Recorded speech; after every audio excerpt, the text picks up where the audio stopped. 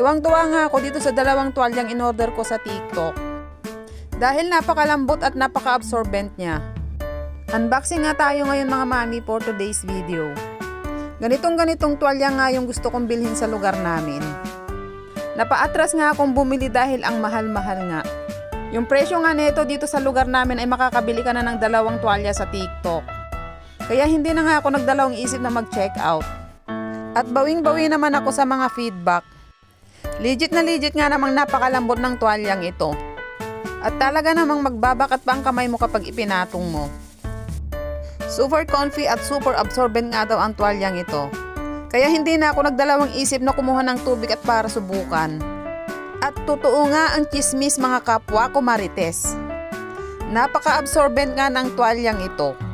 Hindi pa nga ako nakontento, inulit ko pa nga ng pangalawang beses. Nilagyan ko nga ulit ng tubig